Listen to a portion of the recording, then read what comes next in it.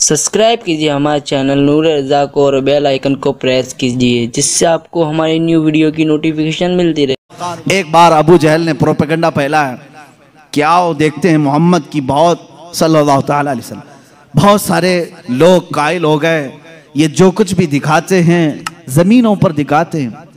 खत लिख करके यमन के एक बहुत मुअज़्ज़ज़ शख्स जिनको हबीब यमनी कहते हैं बुलाया। अबू जहल की अच्छी दोस्ती थी, तिजारत की साथीदारी रही होगी। हबीब यमनी को कहा हमारे यहाँ एक ऐसा शख्स निकला है जो ऐसे ऐसे दावे कर रहा है, आओ।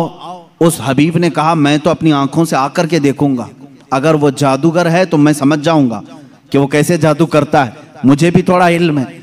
वो शख्स हबीब यमन से निकल करके मक्का आया। अबू जहल ने सारे लोगों को जमा किया, मोहम्मद अरबी सल्लल्लाहु अलैहि वसल्लम के पास आए और कहा अगर आप अल्लाह के रसूल हैं और आप जो कुछ दिखाते ये मौजज़ा है, तो अब हमें ज़मीनी मौजज़ा, ज़मीनी करतब की ज़रूरत नहीं। इसलिए कि मक्का वालों का ये अकीदा था जादूगर जो भी दिखा सकता है वो ज़मीन पे, आसमान पे नहीं दिखाएगा। आसमान पे जादू नहीं चलता। आज भी कोई जादूगर आसमान पे जादू करके दिखाए नहीं चलेगा। उन्होंने कहा ज़मीन की बहुत सारी चीज़ें देखी, आसमान पे कुछ दिखाओ। ये 14वीं ईद का चांद उस रात चमक रहा था। हुजूर पाक सल्लल्लाहु ताला अलैहि वसल्लम ने फरमाया कि अगर मैं इस चांद को 2 टुकड़ों में तब्दील कर दूं तो उस शख्स ने कहा हबीब जो यमन से आया, तब तो हम आपको अल्लाह का रसूल मान लेंगे अगर आपका हुक्म आसमानों पर भी चलता है। हुजूर पाक सल्लल्लाहु ताला अलैहि वसल्लम जबल अबू कुबैस, एक पहाड़ी है मक्का में, उसके नीचे खड़े थे, सारा मजमा था। अल्लाह के नबी सल्लल्लाहु ताला अलैहि वसल्लम ने चांद की तरफ यूं इशारा फरमाया। अचानक चांद शक हुआ, एक टुकड़ा पहाड़ के इस तरफ, दूसरा टुकड़ा पहाड़ के उस तरफ नजर आ रहा था। ये ऐसा नहीं कि करतब दिखाने वाले यूं तोड़कर यूं बिठा दें। अल्लाह के हबीब सल्लल्लाहु अलैहि वसल्लम ने जो शक्कुल कमर का मौजज़ा दिखाया वो आधी रात तक टुकड़ों में ही रहा। मिनट, 2 मिनट, 5 मिनट नहीं, आधी रात तक टुकड़ों में रहा। और ये बात सिर्फ मक्का वालों ने नहीं, जादू हो तो सामने वालों को दिखे। मियाँ अब तो कमाल आसमान पर हुआ है। चांद एक शहर में तुलू नहीं होता, पूरी दुनिया में तुलू होता है, पूरी दुनिया में। अब मैं आपको बताऊं चंद तारीखी बातें। हिंदुस्तान की सरजमीन पर भी चांद के टुकड़े होते हुए देखा था। राजा चिरमन जो कासरगोड केरला के रहने वाले, आज भी उस राजा का फोर्ट मौजूद है। वहां से उसने चांद के 2 टुकड़े हुए देखा और उसने इस रात को नोट करके रख लिया कि फला फला रात चांद के 2 टुकड़े होते हुए मैंने देखा है। फिर जब हजरत मालिक बिन दीनार तशरीफ लाए, हिंदुस्तान आए और उनके कमालात को देख करके उसने कहा एक रहस्य है, एक मुअम्मा है जो हल नहीं होता। मैंने एक रात चांद के 2 टुकड़े होते हुए देखा है। हजरत मालिक बिन दीनार ने कहा वो मेरे आका की उंगलियों की बरकत थी। कहा वो कौन है, कहाँ रहते हैं? कहा वो मक्का मुकर्रमा में है। रसूल करीम सल्लल्लाहु ताला अलैहि वसल्लम के मुतालिक मालिक बिन दीनार ने जब बताया, उस राजा ने उसी वक्त सफर का इरादा किया और अपने कुछ साथियों के साथ सफर के लिए रवाना हुआ। मक्का मुकर्रमा पहुंचा भी और इस्लाम की दौलत से मुशर्रफ भी हुआ। जहां तक ये तारीख मिलती है, वापसी में दरमियानी रास्ते में उसका इंतकाल हुआ और मस्कत सलाला के करीब गालिबन जो ओमान में एक शहर है, वहां पर तदफीन भी अमल में आई। आज भी मज़ार मुबारक है। ये तारीख की वो सच्चाइयां मैं आपको बता रहा हूं। सिर्फ मक्का के काफिरों ने मौजज़े शक्कुल कमर नहीं देखा, हिंदुस्तान को भी फख्र है इस बात पर कि हमारे दरमियान से भी, अगरचे वो कुफरिस्तान में रहने वाला राजा, लेकिन बाद में इस्लाम में आकर के उसने हम सब का कफारा अदा किया है। मौजज़े शक्कुल कमर को देखा भी और इनकार नहीं किया। इससे ये मालूम होना चाहिए हिंदुस्तानी वो हो जो मेरे आका के मौजज़ों को देखे तो इनकार ना करे बल्कि ईमान लेकर के आए और सहाबा के नक्शे कदम पर चले। यह हकीकी हिंदी होने की दलील भी है। जो हिंदुस्तानी मुसलमान है वो हुजूर के इल्म गैब का इनकार ना करे। सहाबा ने इनकार नहीं किया था। सहाबा ने नहीं कहा था पीठ पीछे की खबर नहीं है। अगर तुम हिंदुस्तान में रह करके इस तरह की बातें करते हो तो मैं कहता हूं देशद्रोही तो असल यही है। सबसे पहले अजीज़ान गिरामी वक़ार, अब रसूल करीम सल्लल्लाहु ताला अलैहि वसल्लम के मौजज़े शक्कुल कमर को जो होते हुए हबीब यमनी ने सामने देखा। अच्छा, और एक दूसरी तारीख, चीन में, चाइना में आज भी एक जगह है, एक मस्जिद है जहां पर इबारत तहरीर लिखी हुई है। हमारे पास उसकी एक तस्वीर लाई थी और जिन लोगों ने वहां विजिट किया है उन्होंने भी बताया कि वहां पर तारीख लिखी हुई है चाइना में कि आज की वो रात है कि यहाँ के इलाके वालों ने आसमान पर चांद के 2 टुकड़े होते हुए देखा है। जबकि चाइना में इस्लाम कहाँ आया था, उस वक्त कोई इस्लाम और ईमान वाला नहीं था। उसके बावजूद लोगों ने जो देखा वह दीवार पर लिखा हुआ है। ये तारीख की सच्चाइयां हैं और इसका इनकार कुफ्र है।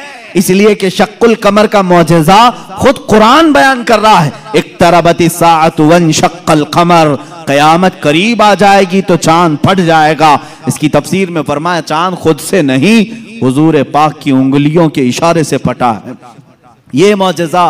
और उसके बाद हुजूर पाक सल्लल्लाहु ताला अलैहि वसल्लम के इस मौजज़े को देख करके हबीब यमनी ने कहा, अच्छा ये तो हमने देख लिया, लेकिन अल्लाह का रसूल वो है। देखें, अब ये अकीदा है, असल अकीदा।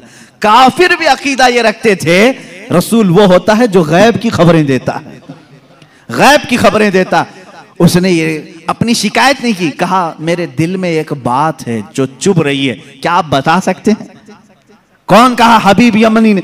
हुजूर पाक सल्लल्लाहु अलैहि वसल्लम ने फरमाया, हाँ तेरे दिल में ये बात है कि तेरी एक बेटी अपाहिज है, लंगड़ी है और कमजोर है और उसके जिस्म में कमजोरियां हैं पैदाइशी तौर पर, तुझे हमेशा उसका दुख सताता है, काश वो बच्ची सही हो जाए।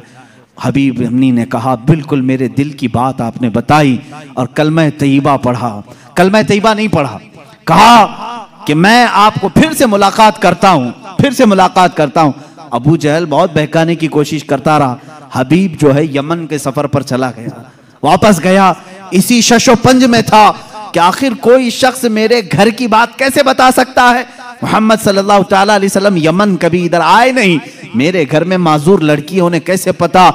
वो यमन इसी शशोपंज में घर आया, दरवाजा खोला तो देखा उसकी बेटी भली चंगी चलती हुई आ रही और क्या कह रही है, ला इलाहा इल्लल्लाह मुहम्मदुर रसूलुल्लाह। हबीब घबरा गया, कहा ऐ खातून, ऐ मेरी बेटी, ये तू भली चंगी कैसे हो गई और तेरी जुबान पर ये कलमा कैसे आया? वो कहती है, आज से चंद रोज कबल मैं रात के वक्त आराम कर रही थी बिस्तर पर, दर्द शिद्दत का था, इसी असना में मैंने घर के दीवार पर, घर के दरवाजे से एक नूरानी शक्ल के बुजुर्ग को आते हुए देखा। कहा वो कैसे थे? कहा उनकी आंखें ऐसी थी गुलाबी रंगत वाले चेहरे के जिनकी भवें मिली हुई थी, जुल्फें कंधों तक लटक रही थी, अमामे का शिमला इस तरह था, पूरा हुलिया मेरे आका का वो बताने लगी। कहा उन्होंने आकर के मुझ पर दम किया और मेरा जिस्म सही सलामत हो गया और उन्होंने कहा, ऐ बच्ची तू ये कलमा क्यों नहीं पढ़ती, अनकरीब तेरा बाप भी पढ़ेगा। मैंने कलमा पढ़ लिया। वो कहता है हबीब यमनी, ऐ खातून तू मुझसे पहले पहुंच गई, अब मैं घर में नहीं वापस मक्का जाता हूं। वापस आया और दारे इस्लाम में दाखिल हुआ। अबू जहल को कोसने लगा और कहा, ऐ जालिम तूने जादूगर कह करके बुलाया था, मोहम्मद के मुतालिक क्या क्या प्रोपेगेंडा फैलाया था। और अबू जहल से कहा, बात तो अच्छी ही है तेरी, तूने जादू दिखाने के लिए बुलाया था, लेकिन मैं तो ईमान का सरिश्तकार हो गया, मैं ईमान के पैखर में ढल गया। अल्लाह का एहसान है मेरे अजीजों, ये मेरे आका सल्लल्लाहु ताला अलैहि वसल्लम का एक मौजिज़ा दिखाने के लिए लोगों ने कहा 3-3 मौजिज़े उस वक्त दिखाए, चांद के टुकड़े भी किए, उसकी बेटी के घर में उसको सेहत भी दिया और फिर उसको ईमान की दौलत से भी नवाजा। अजीज़ान गिरामी, हुजूर अकरम सल्लल्लाहु ताला अलैहि वसल्लम के जो कमालात और मौजिज़ात इल्मे गैब से मुताल्लिक हैं वो तो एक अलग टॉपिक है। मेरे आका क्या क्या जानते थे, क्या क्या नहीं जानते थे, ये हम सबको कहना ही नहीं चाहिए। पहली बात, तुम होते कौन हो हुजूर का इल्म नापने वाले? तुम ये कहोगे हुजूर को ये नहीं मालूम था, ये नहीं मालूम था, ये नहीं मालूम था, तुझे क्या क्या मालूम है? अल्लाह के हबीब सल्लल्लाहु ताला अलैहि वसल्लम के मुतालिक बाज लोग कहते हैं हुजूर ये नहीं जानते थे, हुजूर ये नहीं जानते थे। जालिमों, जरा अपने इल्म की खैर मनाओ, अपने ईमान की खैर मनाओ। कि अल्लाह के नबी सल्लल्लाहु अलैहि वसल्लम को कुरान कह रहा है वअल्लमका मा लम तकुन तअलम, ऐ रसूल हमने आपको वो सब सिखा दिया जो आप नहीं जानते थे। अब अल्लाह ने क्या क्या सिखाया, पहले अल्लाह से पूछ के आओ, ऐ रब तो अपने नबी को क्या क्या सिखाया है। अल्लाह रब्बुल इज्जत जाने और उसका रसूल जाने कि वो क्या सिखाया और इन्होंने क्या सीखा है।